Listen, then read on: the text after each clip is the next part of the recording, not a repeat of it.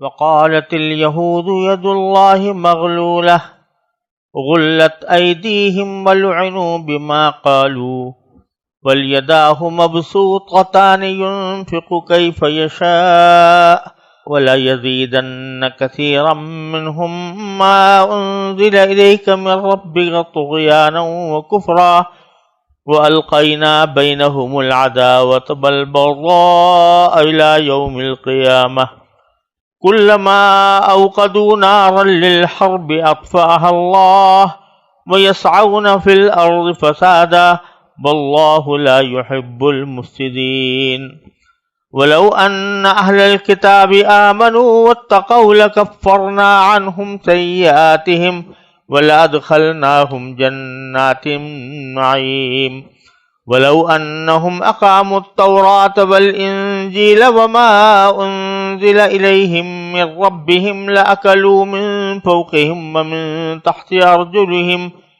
منهم أمة مقتصدة وكثير منهم ساء ما يعملون يا أيها الرسول بلغ ما أنزل إليك من ربك وإن لم تفعل فما بلغت رسالته والله يعصمك من الناس إن الله لا يهدي القوم الكافرين۔ یہ سورہ مائدہ کی آیت نمبر 64 سے آیت نمبر 67 تک میں نے تلاوت کی ہے۔ ان آیات کا ترجمہ یہ ہے، اور یہودی کہتے ہیں کہ اللہ کے ہاتھ بندھے ہوئے ہیں۔ ہاتھ تو خود ان کے بندھے ہوئے ہیں، اور جو بات انہوں نے کہی ہے اس کی وجہ سے ان پر لعنت الگ پڑی ہے، ورنہ اللہ کے دونوں ہاتھ پوری طرح کشادہ ہیں، وہ جس طرح چاہتا ہے خرچ کرتا ہے۔ اور اے پیغمبر، جو وحی تم پر نازل کی گئی ہے وہ ان میں سے بہت سو کی سرکشی اور کفر میں مزید اضافہ کر کے رہے گی، اور ہم نے ان کے درمیان قیامت کے دن تک کے لیے عداوت اور بغض پیدا کر دیا ہے۔ جب کبھی یہ جنگ کی آگ بھڑکاتے ہیں اللہ اس کو بجھا دیتا ہے، اور یہ زمین میں فساد مچاتے پھرتے ہیں، جبکہ اللہ فساد مچانے والوں کو پسند نہیں کرتا۔ اور اگر اہل کتاب ایمان لے آتے اور تقوی اختیار کرتے تو ہم ضرور ان کی برائیاں معاف کر دیتے، اور انہیں ضرور آرامت اور راحت کے باغات میں داخل کرتے۔ اور اگر وہ تورات اور انجیل اور جو کتاب ان کے پاس ان کے رب کی طرف سے بھیجی گئی ہے یعنی قرآن، اس کی ٹھیک ٹھیک پابندی کرتے تو وہ اپنے اوپر اور اپنے پاؤں کے نیچے ہر طرف سے اللہ کا رزق کھاتے۔ اگرچہ ان میں ایک جماعت راہ راست پر چلنے والی بھی ہے، مگر ان میں سے بہت سے لوگ ایسے ہی ہیں کہ ان کے اعمال خراب ہیں۔ اے رسول، جو کچھ تمہارے رب کی طرف سے تم پر نازل کیا گیا ہے اس کی تبلیغ کرو، اور اگر ایسا نہیں کرو گے تو اس کا مطلب یہ ہوگا کہ تم نے اللہ کا پیغام نہیں پہنچایا، اور اللہ تمہیں لوگوں کی سازشوں سے بچائے گا۔ یقین رکھو کہ اللہ کافر لوگوں کو ہدایت نہیں دیتا۔ پیچھے جو فرمایا گیا تھا کہ تم یہود و نصارہ کو اپنا حلیف یعنی دوست ایسا نہ بناؤ کہ تمہارے ان کے مقصد زندگی ایک ہو جائے، تو اسی کی وضاحت یہ آ رہی ہے کہ ان کا مقصد زندگی کچھ اور ہے اور تمہارا مقصد زندگی کچھ اور ہے۔ ان کے خیالات کچھ اور ہیں، تمہارے خیالات کچھ اور ہیں۔ تو اسی میں ایک واقعہ یہ پیش آیا تھا کہ اللہ تعالیٰ نے مدینے کے لوگوں کو، یہودیوں کو کبھی کافی مالدار بنایا تھا، اور یہ لوگ مال و دولت کے ساتھ یہ معاملہ کرتے تھے کہ اہل مدینہ کو جب ضرورت پیش آتی تو ان کو سود پر قرضے دیا کرتے تھے۔ جب رسول کریم صلی اللہ علیہ وسلم تشریف لائے اور آپ کی دعوت ان کو پہنچی تو ان ظالموں نے اپنی قومی چوزراہٹ اور اپنی جاہل رسوم سے حاصل ہونے والے نذرانوں کی خاطر اس دعوت سے روگردانی کی اور رسول اللہ صلی اللہ علیہ وسلم کی مخالفت کی۔ اس کی سزا کے طور پر اللہ تبارک و تعالی نے ان پر دنیاوی بھی تنگی کر دی، یعنی جتنے مالدار پہلے تھے اب اتنے مالدار نہ رہے، کچھ تنگ دست ہو گئے۔ ایک تو بے برکتی تھی کفر کی، رسول کریم صلی اللہ علیہ وسلم کے ساتھ دشمنی کی اور آپ کے حکام کو نہ ماننے کی، اور دوسری طرف یہ بات بھی تھی کہ مسلمانوں نے اب ان سے سود پر قرضہ لینا چھوڑ دیا تھا، تو ان کا جو ایک بڑا ذریعہ آمدنی ہے وہ رک گیا تھا، تو کچھ تنگ دستی آ گئی۔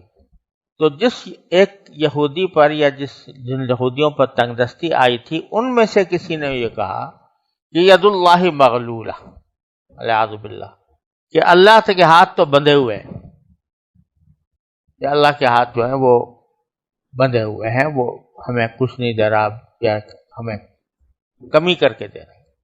اب یہ عجیب بات معلوم ہوتی ہے کہ سوال یعنی ذہن میں پیدا ہوتا ہے کہ یہودی بھی اللہ تعالیٰ پر ایمان تو رکھتے تھے، چاہے کتنے بھی بدعمل ہوں لیکن ایمان تو رکھتے تھے، اور اس ایمان کا تقاضا یہ ہے کہ اس قسم کے کلمات کسی بھی ایسے شخص سے جو کہ اللہ تعالیٰ پر ایمان رکھتا ہو بہت بعید معلوم ہوتے ہیں کہ وہ یہ کہے کہ اللہ کے ہاتھ بندھے ہوئے ہیں، یا اللہ جو ہے بخیل ہے، کنجوس ہے، والعیاذ باللہ، تو یہ بات بڑی بعید معلوم ہوتی ہے۔ لیکن اصل میں یہودیوں کے ہاں اللہ تبارک و تعالیٰ کا جو تصور ہے اس کے لحاظ سے یہ کچھ بعید نہیں ہے کہ انہوں نے یہ بات کہہ دی، کیونکہ ان کے ہاں ان کے قول کے مطابق، یہودیوں کے عقیدے کے مطابق، اللہ تعالیٰ ایک جسم ہے۔ اللہ تبارک و تعالیٰ کو کبھی غلط فہمی بھی ہو جاتی ہے، اللہ تعالیٰ کو کبھی اپنی رائے سے رجوع بھی کرنا پڑتا ہے، اللہ تبارک و تعالیٰ جو ہے وہ کبھی ہنستا بھی ہے، روتا بھی ہے، اپنے کیے پر پشیمان ہو کر روتا بھی ہے۔ اس قسم کے سارے باتیں ان کے عقائد میں شامل ہیں۔ تو اگر انہیں یہ کہہ دیا ہو کہ اللہ میاں بخیل ہے، کنجوس ہے اور اس کے ہاتھ بندھے ہوئے ہیں، تو کچھ بعید نہیں ہے۔ تو اللہ تبارک و تعالیٰ اسی کے قول کو نقل فرماتے ہیں کہ یہ تو یوں کہہ رہے ہیں کہ اللہ کے ہاتھ بندھے ہوئے ہیں، غلت ایدیہم، اصل میں تو ہاتھ ان کے بندھے ہوئے ہیں، کنجوسی اور بخل تو ان کی صفت ہے، اللہ تعالیٰ کی صفت کیسے ہو سکتی ہے؟ کنجوسی اور بخل تو ان کی صفت ہے کہ ان کے ہاتھ بندھے ہوئے ہیں۔ وَلُعِنُوا بِمَا قَالُوا، ایک طرف تو ہیں کنجوس اور دوسری طرف جو یہ اس قسم کی باتیں کہہ رہے ہیں ان کی وجہ سے لعنت الگ پڑی ہے ان کے اوپر۔ تو یہ کہنے کے بعد باری تعالیٰ فرماتے ہیں کہ ينفق بل یداہ مبسوطتان، باری تعالیٰ کے ہاتھ تو کشادہ ہیں، پھیلے ہوئے ہیں، یعنی دینے کے لیے لوگوں کو۔ ينفق کیف یشاء، وہ جیسے چاہتا ہے خرچ کرتا ہے۔ اب یہاں ہاتھ باری تعالیٰ کا ذکر کیا گیا، باری تعالیٰ کے ہاتھ پھیلے ہوئے ہیں۔ اب ہاتھ باری تعالیٰ کے کیسے ہوتے ہیں، اس کی کنہ کیا ہے، اس کی حقیقت کیا ہے، اس بحث میں پڑھنے کی ضرورت نہیں۔ یداہ جو قرآن کریم میں جو اللہ تعالیٰ کی مختلف صفات بیان فرمائی گئی ہیں، اس میں بعض اوقات ان کو اعضاء سے تعبیر کیا گیا ہے، جیسے یہاں پر ہاتھ ہے، یا بعض جگہ پر عین، آنکھ کا تسنا علی عینی فرمایا گیا۔ تو اس قسم کے جو الفاظ آئے ہیں ان کے بارے میں جو صحیح اہل سنت کا مسلک ہے وہ یہ ہے کہ ان الفاظ پر ایمان رکھنا چاہیے کہ یہ صفات ہیں باری تعالیٰ کی۔ ید بھی ایک صفت ہے، ہاتھ بھی ایک صفت ہے، اور عین بھی ایک صفت ہے، لیکن یہ صفات باری تعالیٰ یہ کسی جسم جیسی نہیں ہے، بلکہ اللہ تعالیٰ جسم سے منزہ ہے۔ اب کیا حقیقت ہے اس صفت کی جس کو ید سے تعبیر کیا گیا ہے یا عین سے تعبیر کیا گیا ہے، تو اس کی کیا کنہ ہے، کیا حقیقت ہے، یہ متشابہات میں سے ہے۔ ہم نہیں جان سکتے کہ اس کی کنہ کیا ہے، لہذا سلف صالحین کا معمول یہ رہا ایسے مواقع پر کہ یہ کہتے ہیں کہ جو کچھ آیا ہے قرآن کریم میں ہم اس کو مانتے ہیں، لیکن ہمیں نہیں معلوم کہ وہ اس کی کیفیت کیا ہے، اس کے کنہ کیا ہے۔ تو یہاں پر بھی یہی ہے کہ دو ہاتھ باری تعالیٰ کے پھیلے ہوئے ہیں، یہ اس کی صفت ہے جو پھیلی ہوئی ہے، جود و کرم کی، جود و سخا کی۔ وَلَيَزِيدَنَّ كَثِيرًا مِّنْهُمْ مَا أُنزِلَ إِلَيْكَ مِن رَّبِّكَ طُغْيَانًا وَكُفْرًا۔ اب باری تعالیٰ فرماتے ہیں کہ اس سے بہت زیادہ امیدیں لگانا کوئی ضروری نہیں ہے۔ آپ مسلمانوں سے کہا جا رہا ہے کہ ان سے خاص امید نہ لگائیں کہ کوئی آیت نازل ہوگی تو یہ اس کو سنیں گے تو ان کے دل پر اثر ہوگا اور پھر اس کو اسلام قبول کر لیں گے۔ ان کا معاملہ تو برعکس ہے کہ جب بھی آپ کی طرف اے پیغمبر، جب بھی آپ کی طرف کوئی کلام نازل ہوگا، کوئی وحی نازل ہوگی تو کیا ہوگا؟ یعنی ما انزل الیک من ربک کے معنی ہے کوئی بھی کلام جو نازل ہو آپ کے اوپر آپ کے پروردگار کی طرف سے، تو کیا ہوگا اس کا؟ وَلَيَزِيدَنَّ كَثِيرًا مِّنْهُمْ طُغْيَانًا وَكُفْرًا، کہ اس کے نازل ہونے سے ان کے سرکشی میں اور کفر میں مزید اضافہ ہو۔ ایک مزید اضافہ ہونے کی ایک وجہ تو یہ ہے کہ پہلے 10 آیتوں کا انکار کرتے تھے، اب 12 کا کریں گے۔ جب 10 کے بجائے 12 ہو گئیں، آیتیں نازل ہو گئیں، تو پہلے 10 کا انکار کرتے تھے، اب 12 کا کریں گے، تو گویا کفر میں اضافہ ہو گیا۔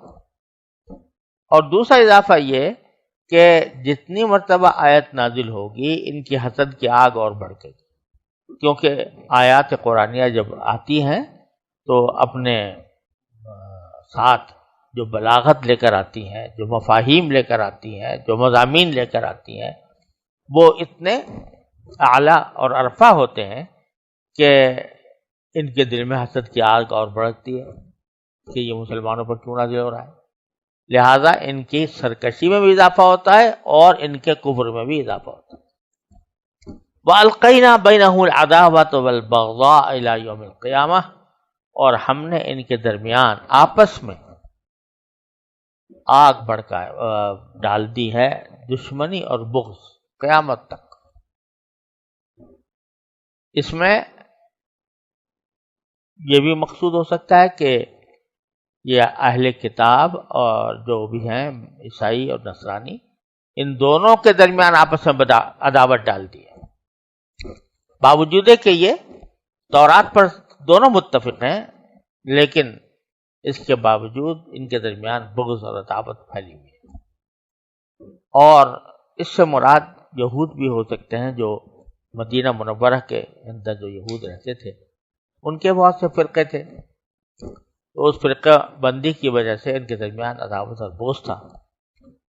وَيَسْعَوْا كُلَّمَا أَوْقَدُوا نَارًا لِلْحَرْبِ أَطْفَأَهَا اللَّهُ، جب بھی یہ جنگ کی آگ بھڑکانا چاہتے ہیں تو اللہ تعالیٰ اس کو بجھا دیتا ہے۔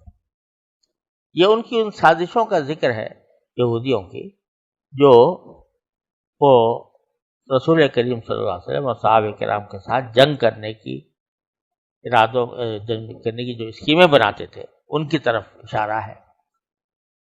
ایک تو یہ ہوا کہ کعب بن اشرف جو یہودیوں کا سردار تھا، وہ جا کر ابو جہل وغیرہ سے ملا اور کہا کہ یہ آ گئے ہیں ہمارے پاس، لیکن ایسا کرتے ہیں کہ ہم آپس میں مل کر ان کے اوپر حملہ کرتے ہیں، آپ بھی ہمارے ساتھ شامل ہو جاؤ، ہم اندر سے ان کے خلاف کارروائی کریں گے، آپ باہر سے آ جاؤ۔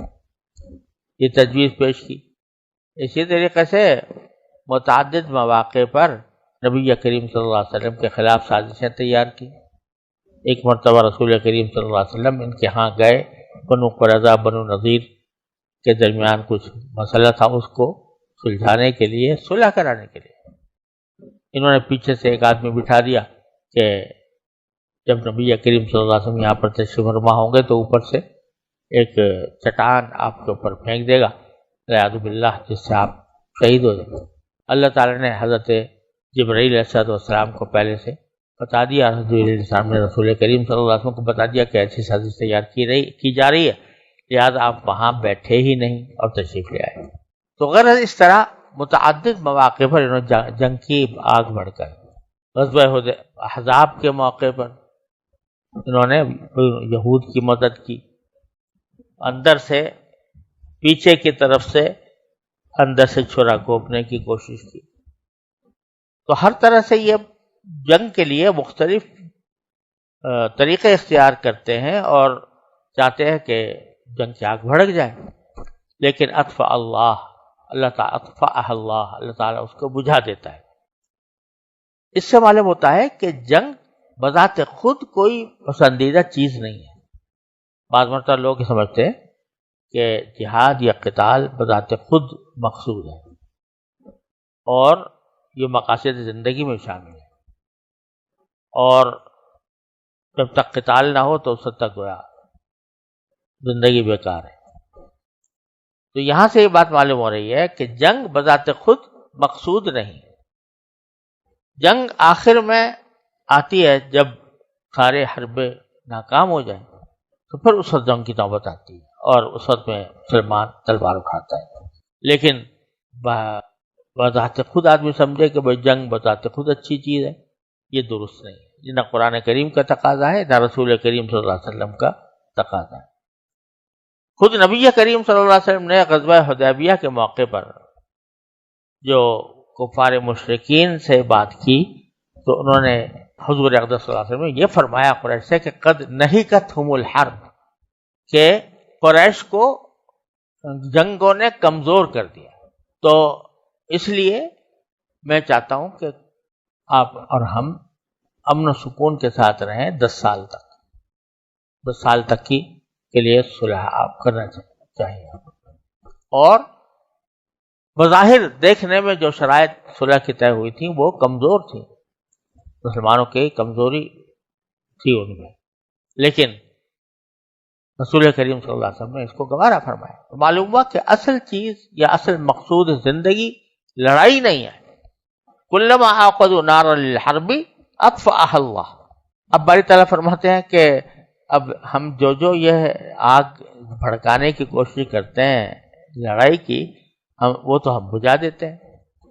تو اب کیا کرتے ہیں؟ وَيَسْعَوْنَ فِي الْأَرْضِ فَسَادًا، تو اب یہ زمین میں فساد پھیلاتے پھرتے ہیں، اور فساد سے مراد یہ غلط پروپیگنڈا، جھوٹ بولنا، اتہام لگانا، مسلمانوں کے خلاف سازشیں کرنا، جھوٹ موٹ باتیں کہنا، یہ ساری باتیں فساد کے اندر داخل۔ واللہ لا يحب المفسدین، اللہ تعالیٰ فساد کرنے والوں کو پسند نہیں کرتا۔ پھر اللہ تعالیٰ ایک مرتبہ پھر بڑے جیسے دردمندی سے بات کی جاتی ہے اس طرح یہ فرماتے ہیں کہ وَلَوْ أَنَّ أَهْلَ الْكِتَابِ آمَنُوا وَاتَّقَوْا لَكَفَّرْنَا عَنْهُمْ سَيِّئَاتِهِمْ وَلَأَدْخَلْنَاهُمْ جَنَّاتِ النَّعِيمِ وَلَوْ أَنَّهُمْ أَقَامُوا التَّوْرَاةَ وَالْإِنْجِيلَ وَمَا أُنزِلَ إِلَيْهِمْ مِنْ رَبِّهِمْ لَأَكَلُوا مِنْ فَوْقِهِمْ وَمِنْ تَحْتِ أَرْجُلِهِمْ۔ اب یہ بتلا رہے ہیں باری تعالیٰ کہ یہ تمہارے اوپر جو تنگ دستی پیش آئی ہے یہ معاذ اللہ تعالیٰ کے بخل کی وجہ سے نہیں بلکہ تمہارے اپنے عمل کی وجہ سے۔ اور اگر اہل کتاب وَلَوْ أَنَّ أَهْلَ الْكِتَابِ آمَنُوا وَاتَّقَوْا، اگر اہل کتاب ایمان لے آتے، تقوی اختیار کرتے تو کیا ہوتا؟ لَكَفَّرْنَا عَنْهُمْ سَيِّئَاتِهِمْ، تو ہم ان کی برائیوں کا کفارہ کر دیتے، برائیوں کو معاف کر دیتے۔ وَلَأَدْخَلْنَاهُمْ جَنَّاتِ النَّعِيمِ، اور ان کو ضرور داخل کرتے نعمت کے باغات۔ اور پھر آگے فرمایا وَلَوْ أَنَّهُمْ أَقَامُوا التَّوْرَاةَ وَالْإِنْجِيلَ، اگر یہ لوگ قائم کرتے تورات کو اور انجیل کو، تورات کو قائم کرتے یعنی تورات کے احکام پر عمل کرتے، انجیل پر کو قائم کرتے یعنی اس کے احکام پر عمل کرتے اپنے وقت میں، وَمَا أُنزِلَ إِلَيْهِمْ مِنْ رَبِّهِمْ، اور یہ جو اللہ تعالیٰ کی طرف سے کلام اب اتارا جا رہا ہے یعنی قرآن کریم، اس کو سیدھا کر اس پر عمل کرتے تو کیا ہوتا؟ لَأَكَلُوا مِنْ فَوْقِهِمْ وَمِنْ تَحْتِ أَرْجُلِهِمْ، تو یہ اپنے اوپر سے بھی کھاتے اللہ تعالیٰ کا رزق اور پاؤں کے نیچے سے بھی کھاتے۔ یہاں بتایا جا رہا ہے ان آیتوں میں کہ یہ جو تنگ دستی تم پر آئی ہے یہ تنگ دستی ویسے ہی نہیں آ گئی بلکہ تمہارے عمل کی وجہ سے، کہ جب رسول کریم صلی اللہ علیہ وسلم تشریف لے آئے تو تمہارا فرض تھا کہ تم ان کے اس پر ایمان لاتے اور ایمان لا کر ان کی اطاعت کرتے، لیکن تم نے بغاوت کا راستہ اختیار کیا، اس کی وجہ سے تنگ دستی تمہارے اوپر آئی۔ اب بھی ہم کہتے ہیں کہ اگر یہ ایمان لے آئیں، تقوی اختیار کر لیں، تو پھر اللہ تعالیٰ آسمان و زمین کے لیے دولتیں نازل کر سکتا ہے۔ اصل بات کہنے کی تو یہ تھی کہ اگر یہ ایمان لے آئیں اور تقوی اختیار کر لیں تو پھر ان کو تنگ دستی کا بھی شکوہ نہیں رہے گا، پھر ان کو اللہ تعالیٰ اتنا رزق دے گا کہ آسمان سے بھی برسے گا اور زمین سے بھی ابلے گا۔ لیکن کہنا تو یہ تھا، لیکن اللہ تعالیٰ نے اس سے پہلے ذکر کر دیا کفرنا عنہم سیئاتہم وادخلناہم جنات النعیم، یہ بتانے کے لیے کہ آدمی کو ایمان اور اطاعت وہ دنیاوی مفاد کی خاطر نہیں کرنی چاہیے۔ ہوگی ضرور دنیا میں مفاد بھی حاصل ہوگا، لیکن جو اصل بات ہے ایمان لانے کا مقصد یہ نہیں ہونا چاہیے کہ اس کے نتیجے میں مجھے پیسے بڑھ جائیں گے، دولت بڑھ جائے گی۔ لہذا پہلے ہی ذکر کیا کہ اگر وہ ایمان لے آئیں گے اور تقوی اختیار کریں گے تو ہم ان کے گناہ معاف کریں گے، ان کو جنت میں داخل کریں گے۔ تو انسان کو اب چاہیے کہ جب وہ نیک اعمال کر رہا ہو تو اس کی اصل نگاہ کائے پر ہو؟ آخرت پر ہو، کہ وہ آخرت میں مجھے جنت عطا ہوگی، اس لیے پہلے اس کا ذکر کریں۔ حالانکہ سیاق کلام یہ بتا رہا تھا کہ جو تنگ دستی ان کے اوپر آئی تھی وہ ایمان کو چھوڑنے کی وجہ سے آئی تھی، اور یہ کہہ رہے ہیں کہ اللہ تعالیٰ کہ اگر وہ تم یہ حرکتیں چھوڑ دو تو تمہیں دنیا کی تنگ دستی بھی دور ہو جائے گی۔ لیکن دنیا کے تنگ دستی دور ہونے کا ذکر بعد میں، اور کفارہ سیئات کا ذکر اور جنت میں داخلے کا ذکر پہلے فرمایا، تاکہ یہ بات واضح ہو جائے کہ آدمی کو ایمان اور طاعت دنیاوی دولت کی خاطر نہیں کرنی ہے، اس کو اصل مقصود تو جنت نعیم ہے، اس کی خاطر کرے۔ البتہ اس کا ایک ضمنی فائدہ یہ بھی ہو جاتا ہے کہ بسا اوقات اس سے دنیاوی مشکلات بھی دور ہو جاتی ہیں۔ اور یہ جو فرمایا کہ اگر وہ سیدھا کر لیں، اقامت کریں تورات اور انجیل کی اور قرآن کی اقامت، اب ایک لفظ یہ بھی ہو سکتا تھا کہ اگر وہ اس پر عمل کریں، لیکن لفظ استعمال فرمایا اقامو، اقامت کریں تورات کی، انجیل کی اور قرآن کی۔ اقامت میں دو باتیں داخل ہیں، ایک یہ کہ جو ان کے احکام ہیں ان کو صحیح طریقے سے، صحیح آداب و شرائط کے ساتھ انجام دیں۔ جیسے اللہ تعالیٰ نے اقاموا الصلاۃ فرمایا، سارے قرآن میں کہیں یہ نہیں فرمایا صلو، نماز پڑھو، بلکہ ہر جگہ یہ فرمایا نماز قائم کرو۔ قائم کرنے کے معنی کیا ہے کہ اس کو اس کے صحیح آداب و شرائط کے ساتھ، اس کے تفصیلی احکام کے ساتھ اس کو ادا کرو۔ تو اب یہاں باری تعالیٰ تورات، انجیل اور قرآن کے بارے میں بھی وہی لفظ استعمال فرما رہے ہیں، جس کے معنی یہ ہے کہ محض اتنی بات نہیں کہ یہ اعمال دیکھنے میں کر لیے، بلکہ اقامت ان کے تمام آداب و شرائط کے ساتھ ادا کرتے تو یہ ہوتا۔ اور دوسرے معنی اقامت کے یہ بھی ہیں کہ آدمی اقامت جب کرے، جب کوئی دین پر عمل کرے تو ساتھ ہی دنیا میں اس کو قائم کرنے کی کوشش بھی کرے، اس کو دنیا میں قائم کرنے کی، دنیا میں اس کو نافذ کرنے کی کوشش بھی کرے۔ یہ اقامت کہ حتی الامکان دعوت و تبلیغ کے ذریعے دوسروں تک اس دین کو پہنچائے تاکہ وہ پھیلے اور اس دنیا میں نافذ ہو۔ یا اگر اللہ تبارک و تعالی حکومت اور سیاست عطا فرما دے تو حکومت کے ذریعے اس کو لوگوں کے اوپر عمل نافذ، یہ ساری باتیں اقامت کے اندر داخل۔ دوسری سورہ شورى کے اندر فرمایا وَأَقِیمُوا الدِّینَ وَلَا تَتَفَرَّقُوا فِیہ، کہ دین کو قائم کرو۔ تو قائم کرنے کے اندر یہ ساری باتیں داخل ہیں، اچھی طرح ادا کرنا اور اس کو دوسروں پر بھی نافذ کرنے کا جو صحیح طریقہ ہے وہ اختیار کرنا۔ البتہ یہاں یہ بات سمجھ لینی چاہیے کہ یہ جو فرمایا گیا کہ اگر وہ تورات، انجیل اور قرآن کریم پر عمل کرتے اور اس کو اقامت کرتے اس کی، تو آسمان و زمین سے کھاتے، تو یہ بے شک ان یہودیوں سے یہ وعدہ کیا گیا ہے، لیکن اس کو ایک کلیہ قاعدہ نہیں سمجھنا چاہیے کہ جب بھی کوئی شخص دین پر عمل کرے گا تو ضرور اس کو تنگ دستی سے نجات ملے گی، یا ضرور وہ مالدار ہو جائے گا یا خوشحال ہو جائے گا. یہ اس کی کوئی گارنٹی نہیں ہے. اس وقت کے یہودیوں سے بے شک کہا گیا تھا، لیکن اس کا مطلب یہ نہیں ہے کہ ساری زندگی میں ہر آدمی کے ساتھ یہ وعدہ ہے کہ بھئی تم نماز پڑھو گے تو تمہاری تن دولت میں اضافہ ہوگا، یا دین کے احکام پہ عمل کرو گے تو تمہاری خوشحالی بڑھے گی. یہ کوئی گارنٹی نہیں، اس کے برخلاف بھی ہو سکتا ہے. بعض اوقات انسان دین پر عمل کرنے کی کوشش کرتا ہے تو کچھ تنگی کے ساتھ حالات اس کے پیش آتے ہیں. آپ ذرا دیکھ لیجئے کہ جب نبی کریم صلی اللہ علیہ وسلم نے دعوت کا آغاز فرمایا، صحابہ کرام نے بڑی قربانیاں دے کر دین قبول کیا، لیکن کتنی سختیوں سے گزرے. فاقوں کی نوبت پہنچی اور 13 سال مکہ مکرمہ میں سختی کے گزار کر پھر مدینہ منورہ آئے. تو ضروری نہیں ہے کہ ہر آدمی جو دین، لہذا یہ سوچ کر کوئی دین میں داخل نہ ہو کہ بھئی اس سے میرے پیسے بڑھ جائیں گے، یہ میری خوشحالی میں اضافہ ہو جائے گا. اصل مقصد ہونا چاہیے وہی جیسا میں نے عرض کیا کہ آخرت کی بھلائی، اللہ تعالیٰ کی خوشنودی. ہاں اس سے بسا اوقات ایسا ہوتا ہے کسی گارنٹی کے بغیر کہ اللہ تبارک و تعالیٰ اپنے فضل و کرم سے اس کے رزق میں بھی کشادگی پیدا فرما دیتے ہیں.